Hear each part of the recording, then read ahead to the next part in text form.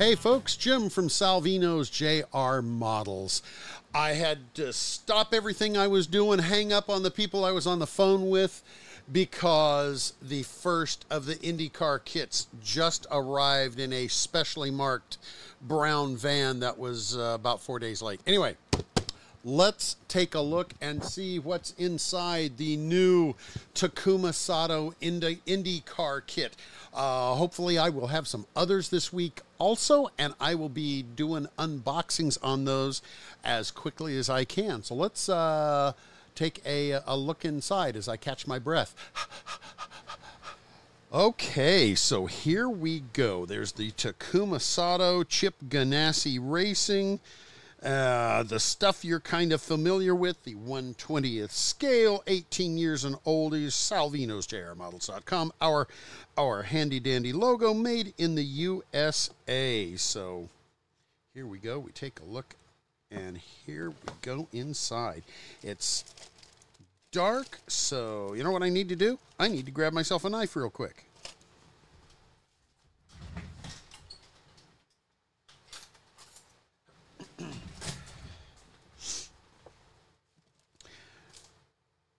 Okay. Now I'm going to be showing you all the parts that I usually don't do with the other kits because we're so used to seeing what's inside of them, so I don't need to do that all the time. So let me put this box up here. All right, here is our side pod, our monocoque pieces. The monocoque sides, there's your driver left, your driver right. This little piece goes underneath here where the front suspension comes through. It holds the front suspension in.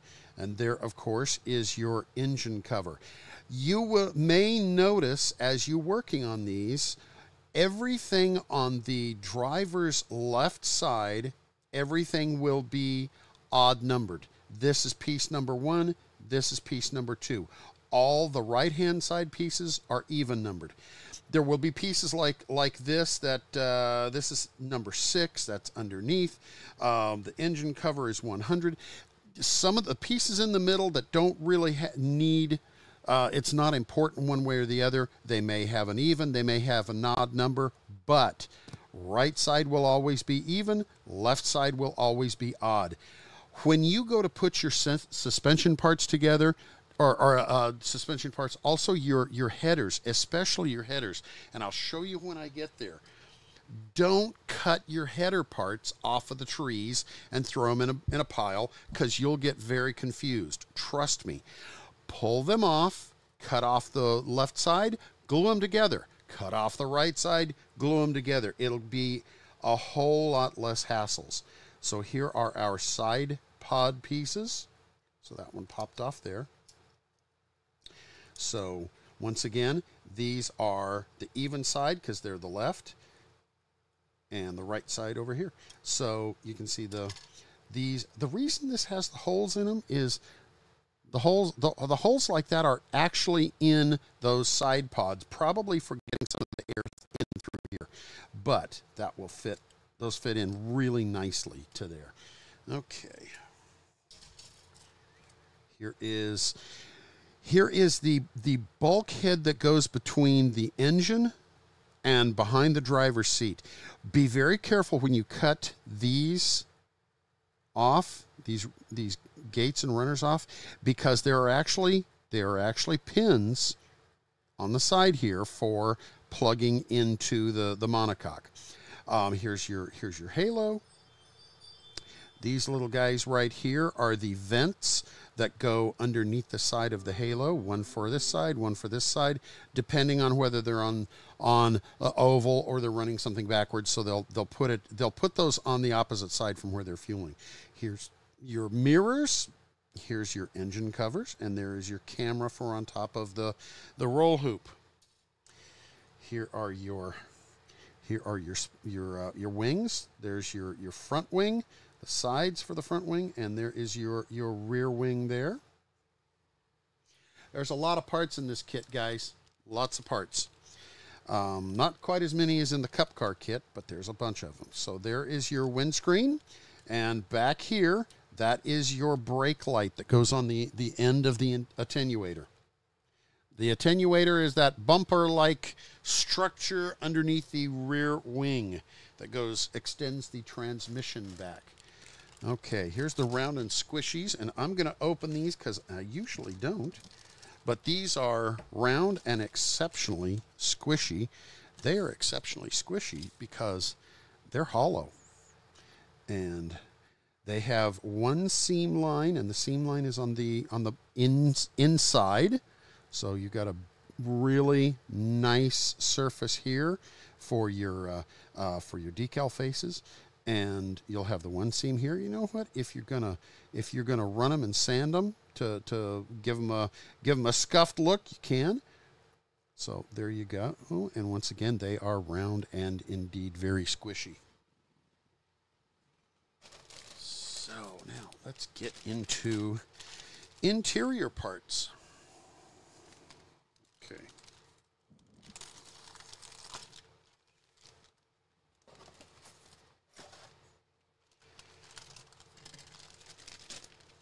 Get the silver tree out first. I'm just a little bit excited about this, guys. It's hey, it's the new baby. You know, it's been a while since we came out with a completely and totally new kit like the next gen. And Rick and I worked extra hard on this to make sure this thing goes together very easily. In fact, you know what? I'm going to grab one of the tires and off real quick. Tires go on the wheels nice and easily. Doing it under pressure. So there you go. You're going to want to paint these with chrome or depending on who they are. Like Sato, I'm not sure offhand. Satos are going to be black, so you're going to paint those black. But they go and they fit nicely. Okay, this is the bottom of your transmission and the sides of your engine block. So you just look at the instructions on how to build it. The engine block and the transmission goes together pretty nice. When you put it together, you're going to trap the lower A-arm back here for the rear suspension. It gets trapped in there. These sides glue together, and then they trap it right on top. There's your rear shocks. Oh, let's see. I think these are probably front. Let's see, which is which. I'm trying to remember. I think these the 30s. I think these are the front. Yep, 30s are the front suspension. Yep, front brakes. The 60s. They're the rear brakes. There's your front hubs right there.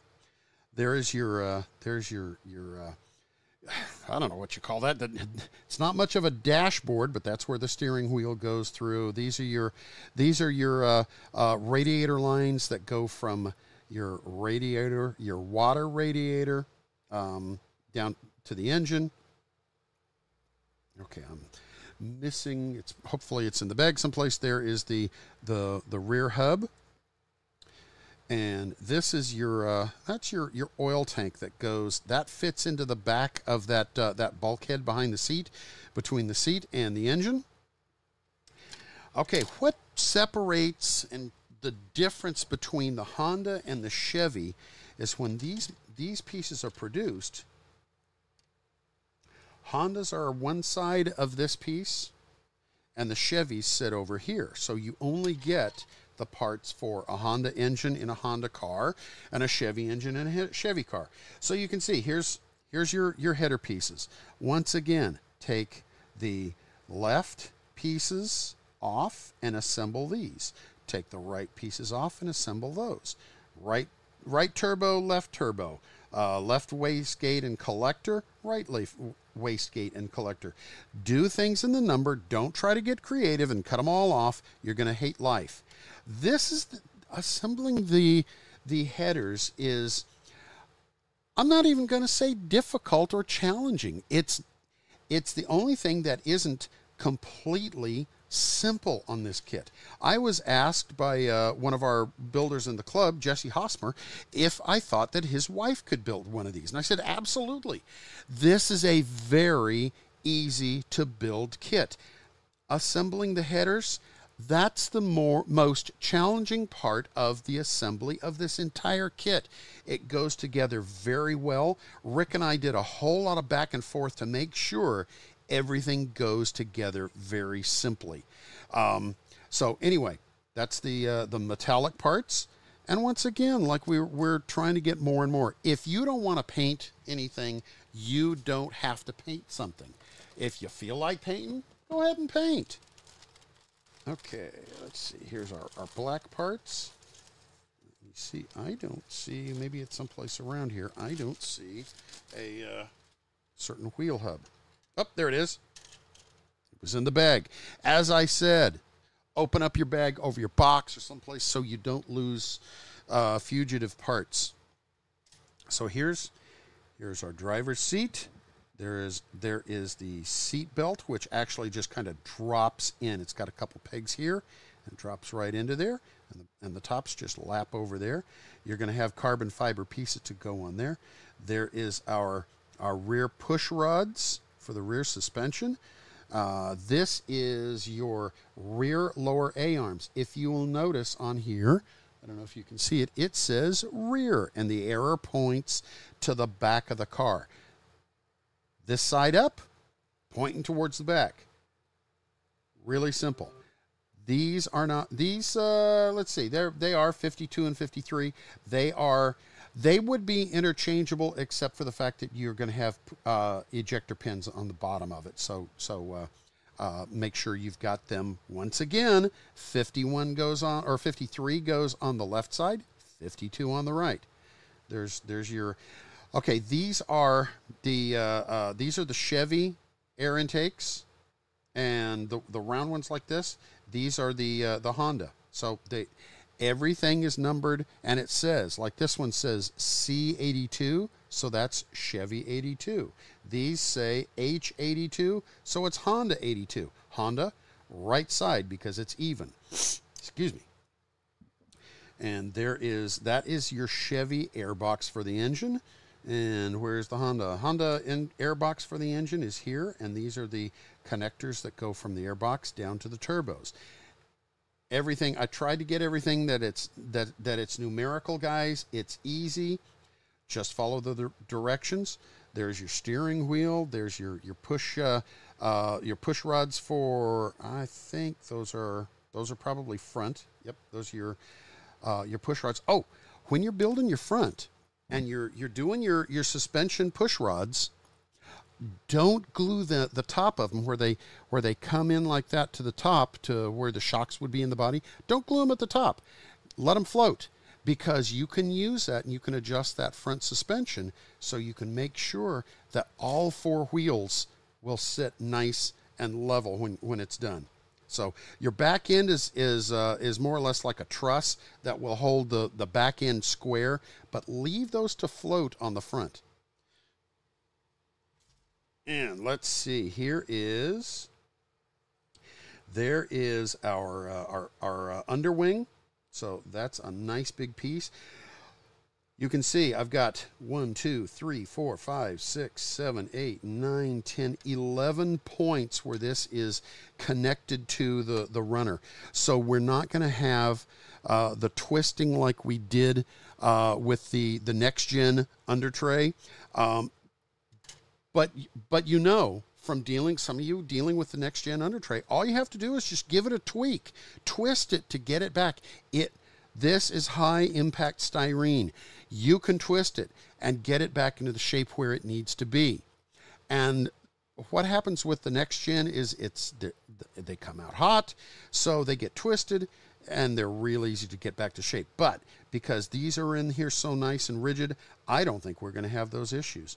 Okay, these are your internal ducts that go from the openings in the side pods into the radiators. These are the internal parts for your rear deflectors for your rear tires. Here is the top parts of your your underwing. And then these are the vents off of the side pods, just above the exhaust. These will be your covers for your intakes into the side pods. And here is a left and a right. Let's see which is which. Okay, number 3, that's going to be on your left. Number 2, that's going to be, or 4, that's going to be on your right. Once again, those are your fuel fillers. They've got a little ear back here that goes towards the back of the car, so it'll line them up right where they need to be. And that's your support in the front for your halo. Rick and I have been talking.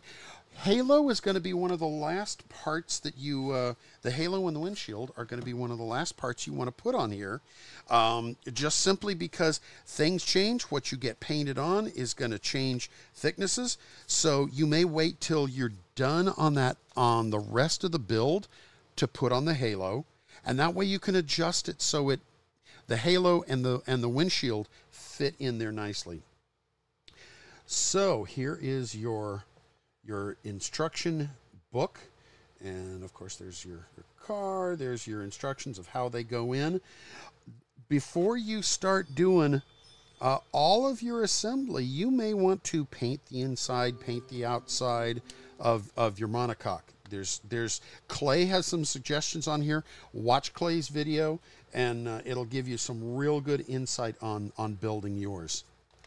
Okay, there's the assembly of the seat belts, painting decals and stuff. There's your fuel valve. It's going to be a little easier probably putting that in. Rick's got his seat in and everything, and he still hasn't put in his fuel valve. So as long as you can get a finger in there to put it in, you're good. But remember, you want to get this firewall bulkhead back here glued in. You want to glue it in to one side or the other of the monocoque before you put them together. And you definitely want to put the seat into the monocoque before you glue on anything underneath, because once it's in, you're not going to get it in because you have to fit it in from underneath. And you'll see there's some little tabs there for it to fit on. And there's your transmission, the lower part of your transmission, your engine block. You can see there's your attenuator, and there is the little cone for the air jack. Read the instructions that Clay has added in here. Okay, read the tips. When you get this thing, this is new. As I said, this thing goes together real well, but read the instructions first on your first one. Okay, the Chevy heads, work on the Chevy heads. The Honda, we'll have a Honda assembly in the next page. You can see how they go. The heads each head has 2 big pegs that stick out. Those are what plug in to that back bulkhead. So just follow the instructions. And there's the Honda exhaust. This is the most complex part of this entire kit, guys. It's really simple. Square pegs, rectangular pegs go into rectangular holes. Round pegs, round holes. Where they connect onto the connectors, the wastegates, you'll see there's a round peg goes into a round hole. Square pegs or notches into corresponding notches. It's really pretty simple and straightforward. Then there you go. There's the exhaust. You might wait on that exhaust till you get the engine in, and you can kind of tune where you want those exhaust tips to fit. Once you got your engine assembled completely, then you glue it onto the monocoque. You want to make sure you've got everything done, the seat in, painted, decaled, maybe decals later, but painted, ready to go for the engine to go in.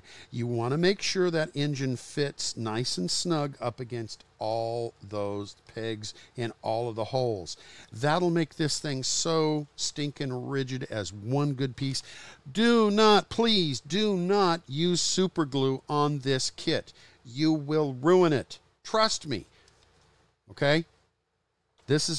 Use glue. You're building models. Glue them together. If you're building printed kits or metal kits, Yeah, use super glue, use epoxy, whatever makes you happy.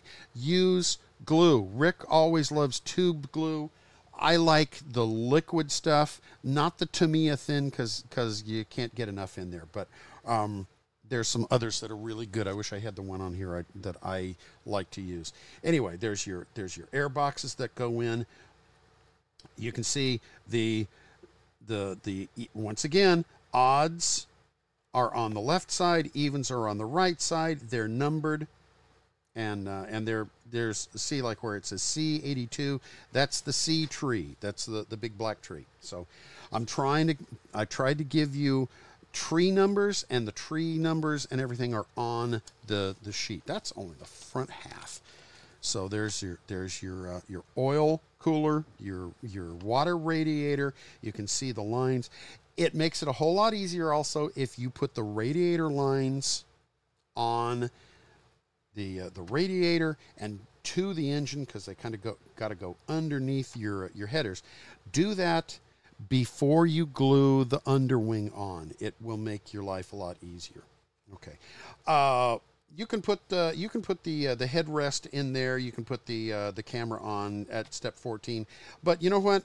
Wait till later to put on C14, B15, and your windscreen, aero screen.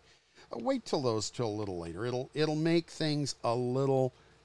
I'm not going to say easier. What it'll do is it will make the fitment of your windshield into the body and into the halo a little bit more controllable, a little bit better. So there's that rear pushrod suspension, your shocks. If you want to get crazy, look at pictures. Go to try to find pictures of Takuma Sato's engine. You might see his springs are a different color. I don't know if Clay pointed out to be a certain color on the springs or not. Some cars, as I was designing this, some of them would put their shocks in with the springs forward, some the springs back. If you run into a fitment issue with those springs and the engine cover, you can turn them around, you can trim things. You got some variability. Okay, there's your rear suspension. Once again, it goes together pretty good. Okay, here's your underwing assembly. Your front suspension. These are the ones that I said, don't glue these. Leave those till later. He's even got it marked. Don't glue. Don't glue those. That way you can push the car, fiddle with the car, and make sure that you've got all four wheels sitting the way you want them.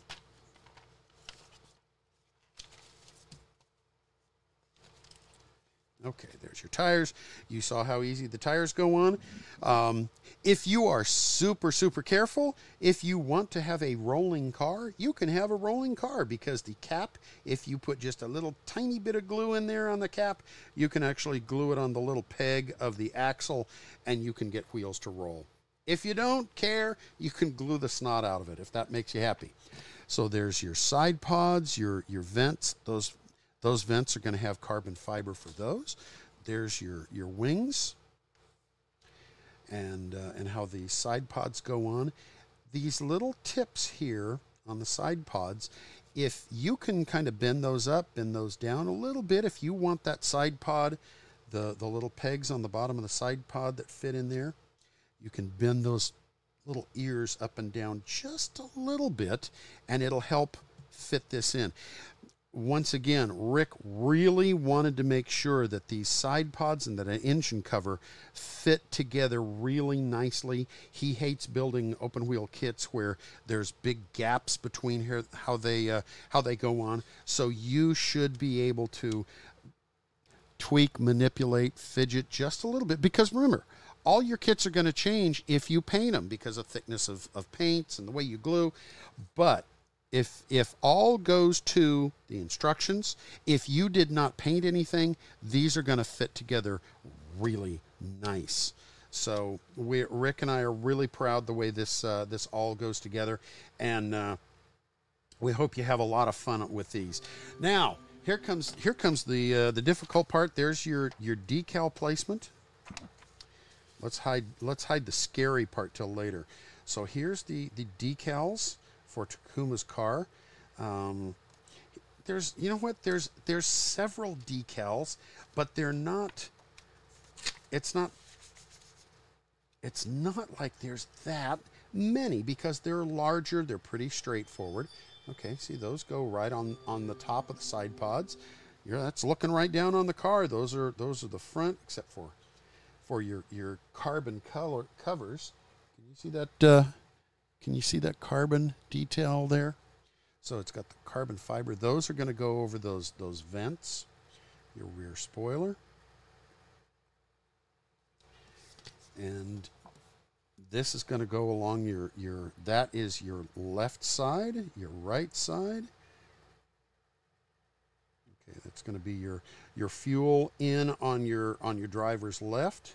There's your Firestone stickers. You can see LRO, left front, left rear, left front, right, left, huh? LRI. Oh, okay, I got it. Sorry. Left rear in, left rear. Okay, that's how he's got them. He's got them inside, outside, left front, left rear. Okay, it doesn't take me long to figure things out. Hey, I'm just the one that works on this part. Clay is the genius that works on that. Okay, here is the scary part. There is the carbon fiber sheet for most everything you're going to need on this car. So there's the center of there's your underwing back here, the top of your underwing, your suspension pieces, and they're going to be, you know, you got to look at those numbers and look at what it says for placement on stuff. So Clay Kemp just, once again, he went way above and beyond and just knocked it out of the stinking park. Oh, man, just absolutely gorgeous. We were thinking about the possibility of another sheet to go underneath the underwing, but we're not going to worry about that for some time. You got more than enough to do right now. Rick has been building the Joseph Newgarden car, and he says there's over 40 hours of decaling in the Newgarden car.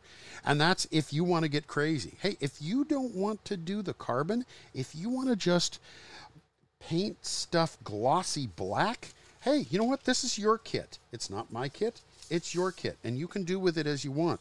And frankly, I don't know if I'm I know I'm not advanced enough of a decaler myself to do all the carbon fiber, but it looks like it's going to be gorgeous.